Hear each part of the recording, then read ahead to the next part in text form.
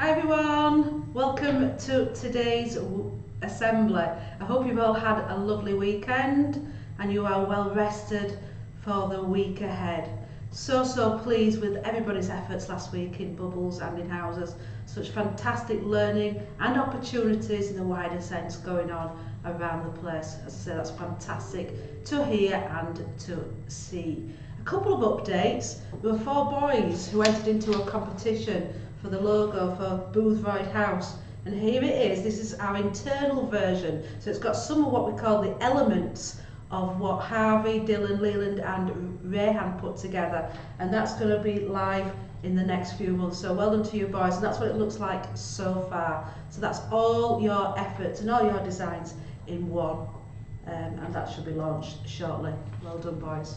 Okay, I noticed that a few of the lads in one of the houses were talking about would you rather, and for those boys and members of staff, I used to do quite a lot of would you rathers in assemblies, and it got me thinking. So here's some sort of things that you might want to be talking around in your bubbles and your houses in discussions. So I was thinking, would you rather be helped or help somebody? Would you rather be helped or help somebody? Would you rather take care of animals or people? So if I'm thinking about myself, I think I'd like to take care of people, because something that I came into work in the school for is to help and work with people, children, young people, and with adults too. So I think I'd rather work with people. Would you rather be hot or cold? Well, I would certainly rather be cold. I don't like being hot. If you've noticed that I very rarely wear anything but sandals, and that's because I like to keep my feet nice and cool. So yeah, I would definitely rather be cold than hot. And last one, would you rather wake up early or sleep in late? And when I think about that, I would definitely love to sleep in late. I'm not really a morning person, so any lines I get, I really appreciate. So have a discussion with your bubbles in your house. So would you rather be helped or help others? Would you rather take care of animals or people? Be hot or cold? Or wake up early in the morning or sleep until late? Some discussions in houses and bubbles on those would be really helpful, I think. So that's that. Then I was thinking about how our brains work. Oops, that might have been a bit of a clue. So I was looking in this book here, you know, one of my fact books. It's called The Ultimate Weird But True Book. And I don't know about you guys, but loads and loads of thoughts and ideas whiz through my body every minute of the day, I guess. I think the only time I get when I'm not really thinking is sleeping, although they say that you have lots more thoughts when you're asleep some evenings, some nights. So this is what I'm going to talk to you about. So every day between 50,000 and 70,000 thoughts whiz through our organs every day. That's a lot of thoughts, isn't it? So here we go. Doesn't the fat slow the organ down? No way. Inside your organ, information travels up to 268 miles an hour, that's 431 kph, faster than a passenger train. The messages zip from one cell to another along nerve fibres wrapped in a protective membrane mostly made of fat. The fat insulates the fibres and increases the speed at which the information travels. And when you learn something new, the fibres connect one cell to another using tiny branches.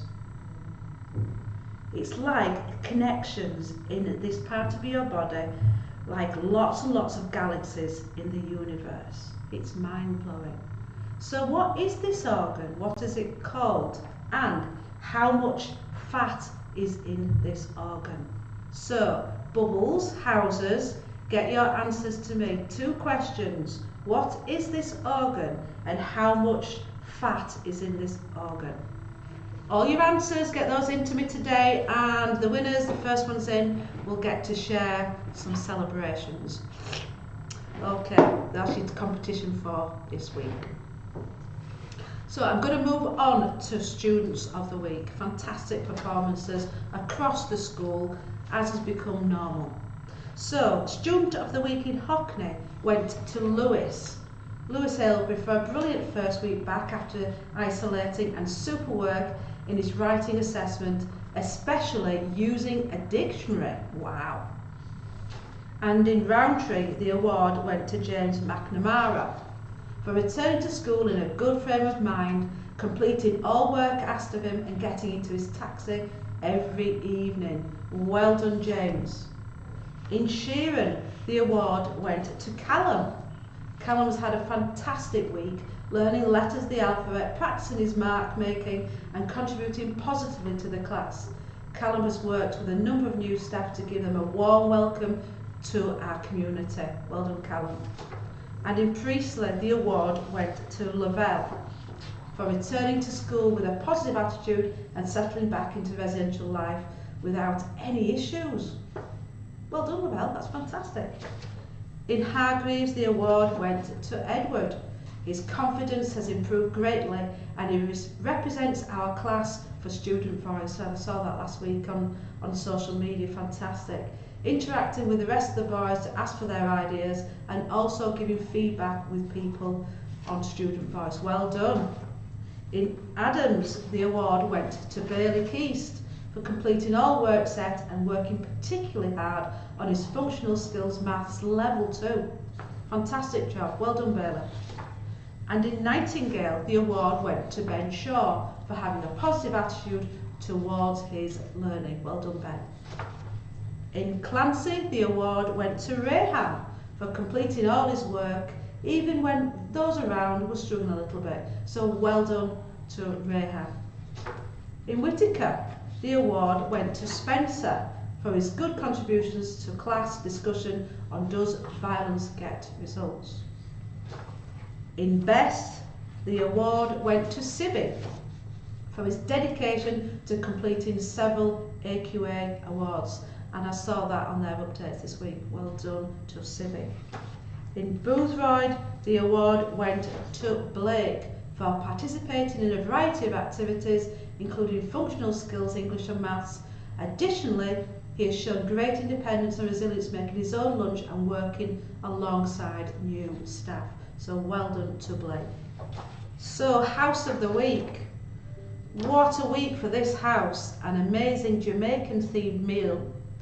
Training has begun and plans are in place to conquer Snowdon.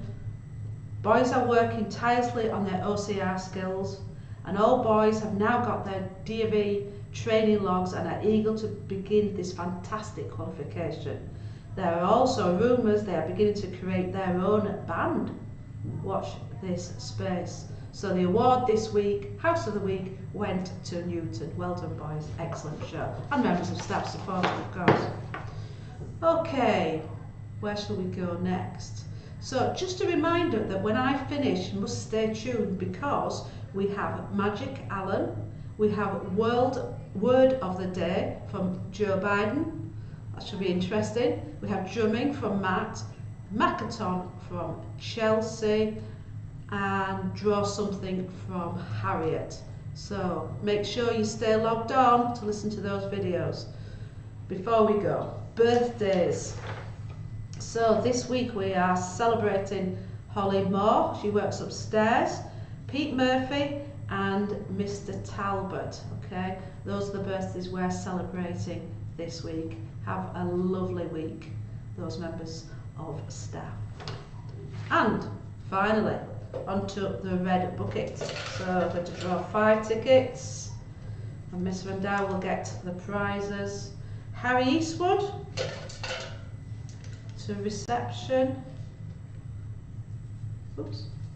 James McNamara, Lucas Johnson,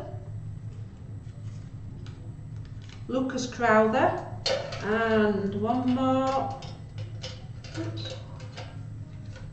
Luke Newton. So well done to you 5 boys.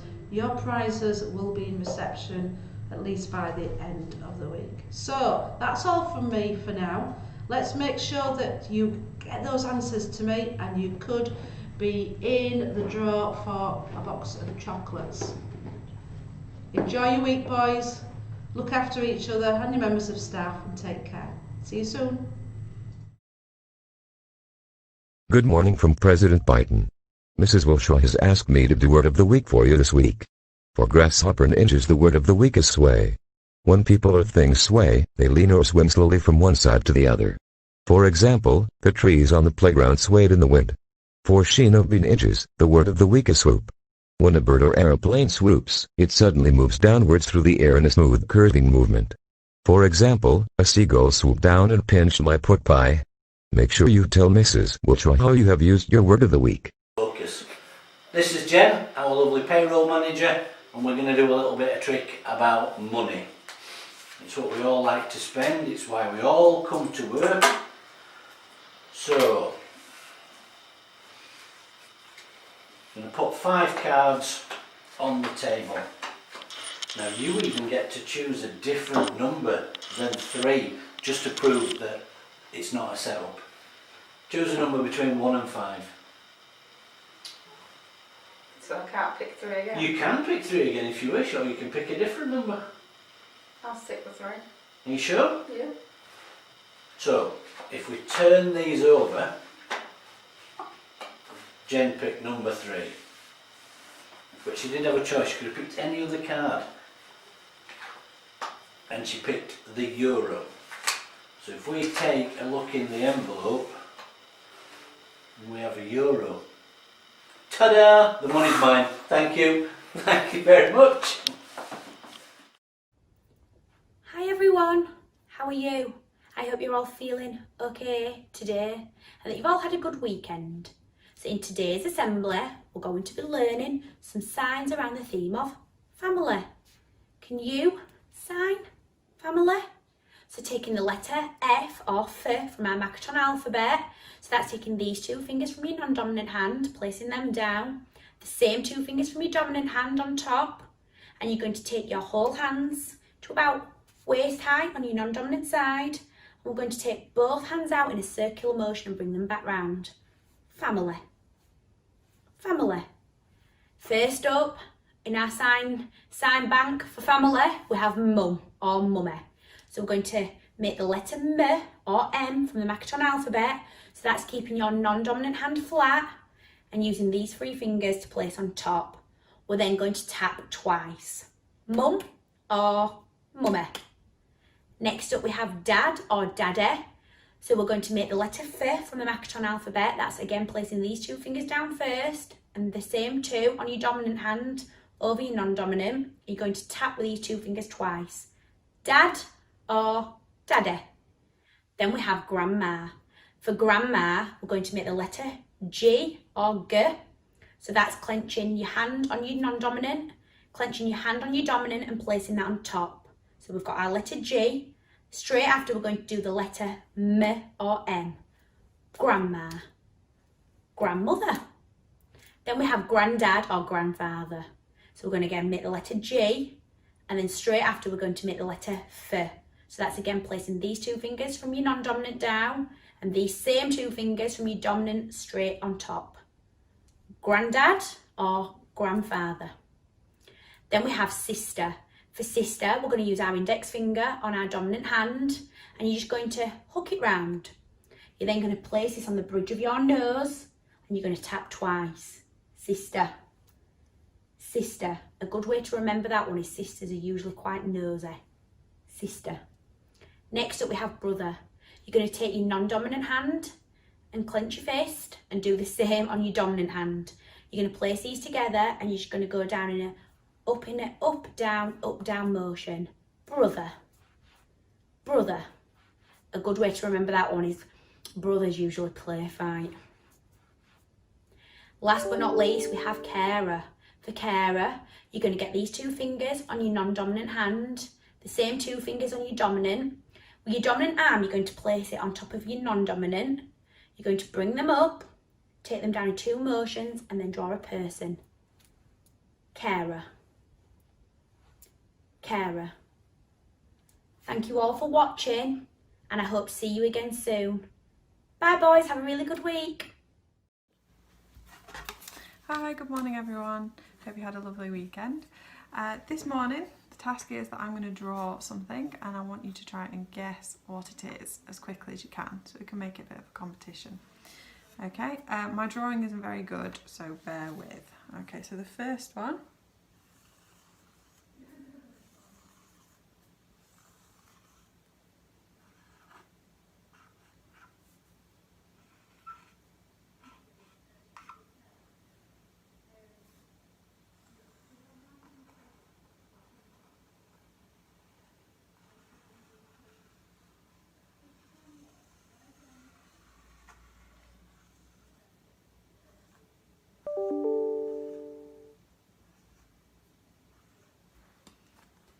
So that's the first one.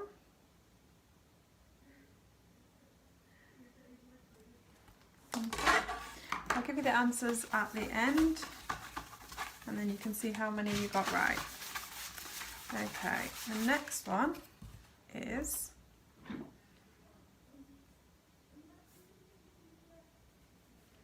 oh, it's quite a difficult one actually.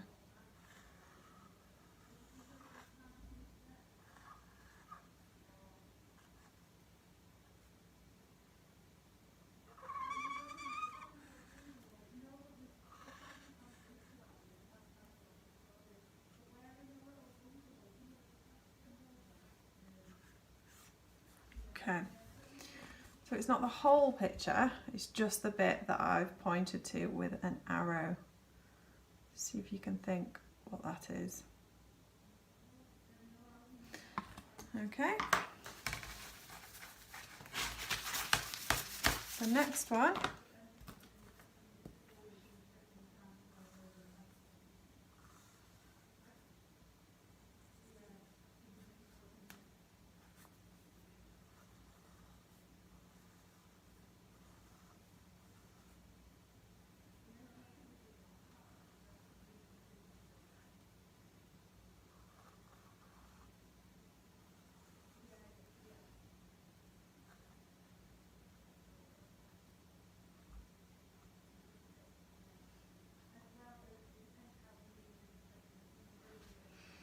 Okay, so it's this bit here. What is the arrow pointing to in this picture?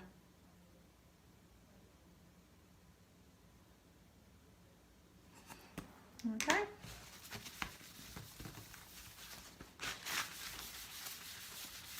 Right, the next one might be a bit more difficult to get the exact word. Okay.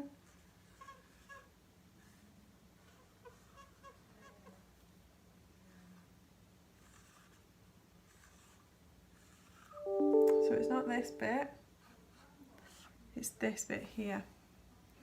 So what's this bit?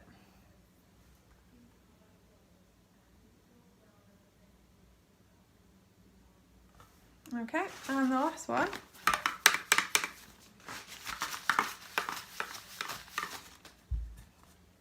Right.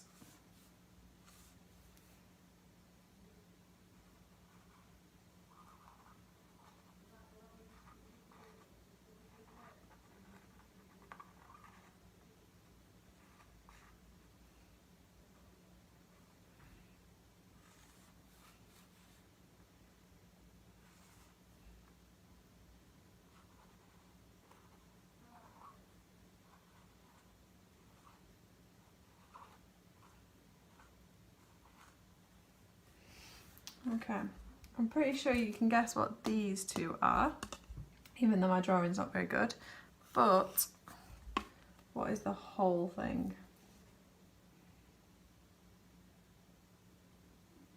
Okay, so the answers were, number one was a submarine. Okay, the second one was a wing of a bird. And the next one was a bridge over water. The one after that was was a flagpole. So you might have got flag, but flagpole was the word. And then the last one was a car park. Okay, let me know how many you got. I hope you enjoy it. See you later. Hi there, I hope you've all been keeping alright. We're going to be looking at some more drums again today. On the drums today, we're going to be looking at something called drum fills. Now, a drum fill is something that we hear in a gap in music. It's something that makes the drums stand out. A drum fill could be anything, absolutely anything that deviates, that's different to the drum beat that we're playing in the song. Now, the drum beat that we're going to be looking at today is going to use our main tom, our floor tom, and our snare drum. And it works really well with a beat that we've already learned, a 4/4 beat. Now, I'll play the fill for you first, and then I'll talk you through how we're going to do it. So the drum fill is going to sound like this.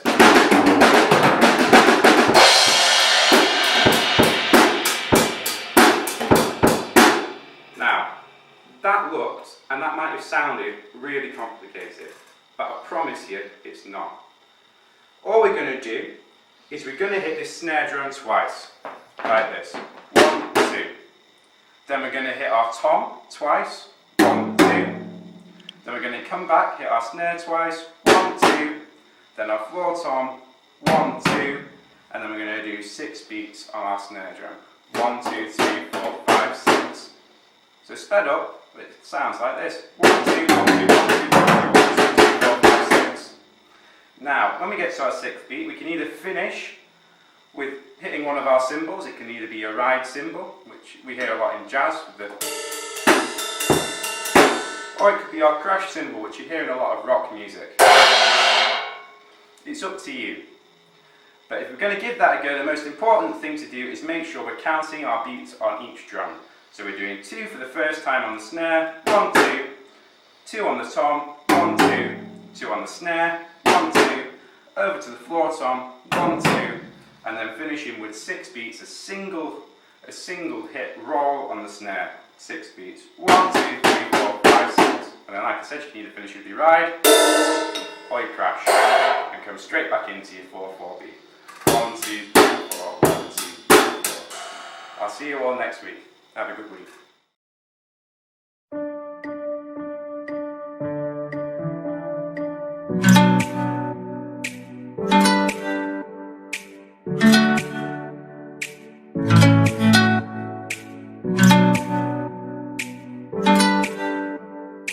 Thank you.